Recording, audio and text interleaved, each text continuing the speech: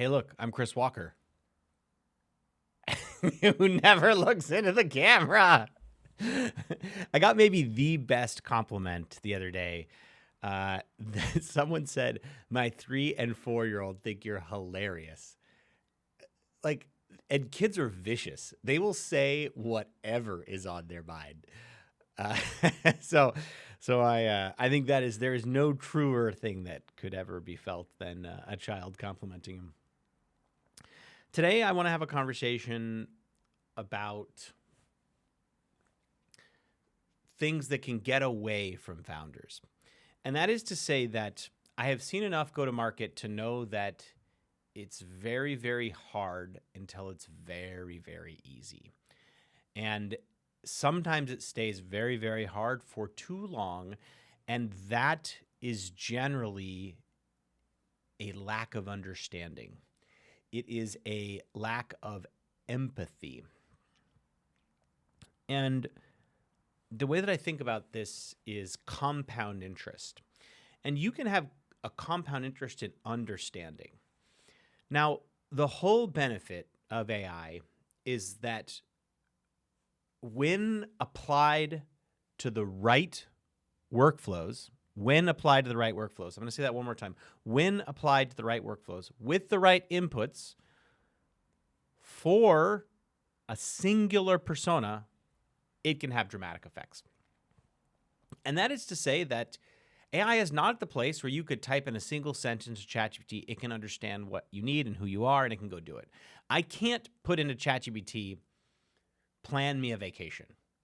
I've had hundreds, thousands of hours of conversations with ChatGPT. It should know me by now, right? But it's going to put me at places that I don't want to go. The same thing is true with your go-to-market. And that is to say, when companies begin, they'll take anyone that shows up with money in the door, they'll take it. And they start to build, thinking it's really good to help the customer, right? I should do something that the customer wants. But the problem is that you never update your model of who the customer is. So you have this amalgamation of customers that had paid you from all different segments, different walks of life, different personas. And then what you try to do is then you say, I want more. And if the founder is not judicious, and very few founders are judicious, they say, go sell more to the customers we already have. But the problem with that is that those people that bought, they knew you. You developed a relationship with them. They trusted you.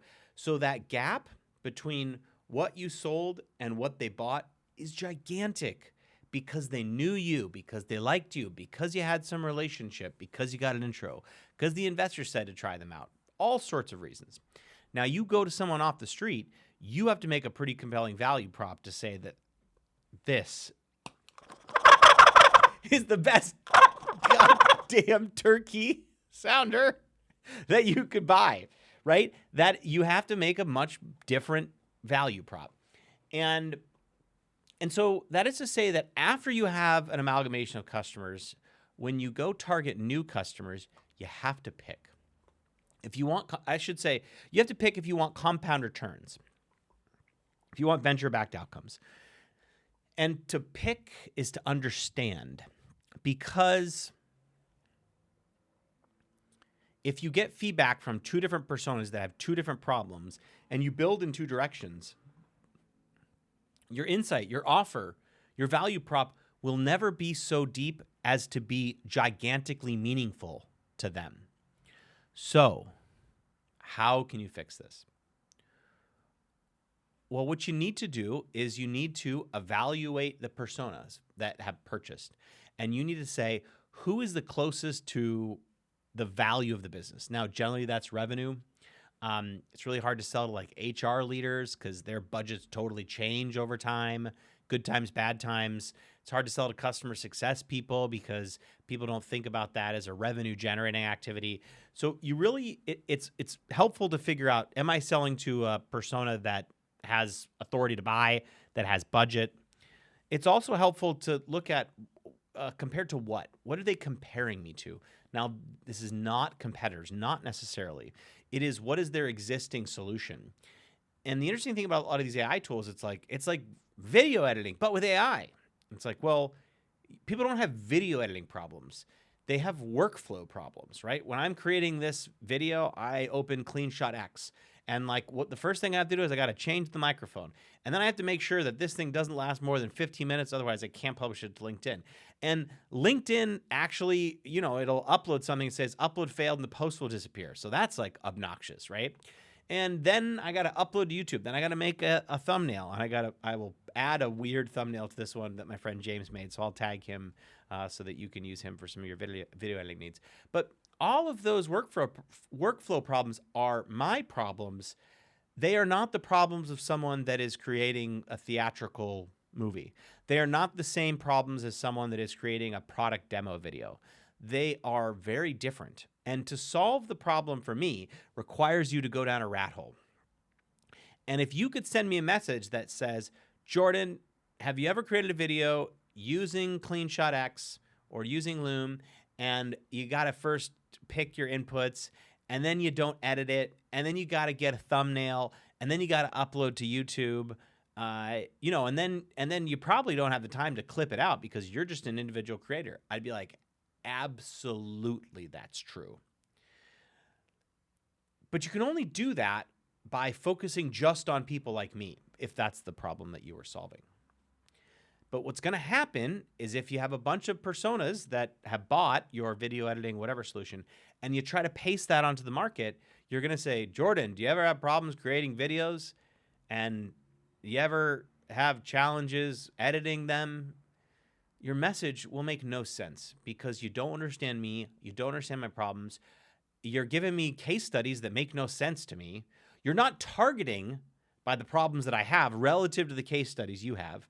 And so everything falls flat. The interesting thing for revenue leaders, the challenge for revenue leaders here, is that the thing that they can do to save their job is to not pick and say, growth is hard, we're trying, I'm firing people. So if they don't pick and the founders don't pick, this is in the case the founders don't pick, they save their job and they can last longer. And they'll eventually, they're not going to make drastic outcomes that way, small teams. Or they can do the thing that's dangerous for their jobs, but right for growth, which is to pick. This is the segment. This is the persona. This is the problem. I know that we've sold to 10 other things. We're not going to do that. For the next 2 quarters, for the next year, we are only going to focus on this persona with this problem. What will happen if that's the wrong choice, and statistically speaking, it likely is, they'll get fired. How come you picked the wrong segment with the wrong persona and the wrong problem when there were all these others that we could have gone after?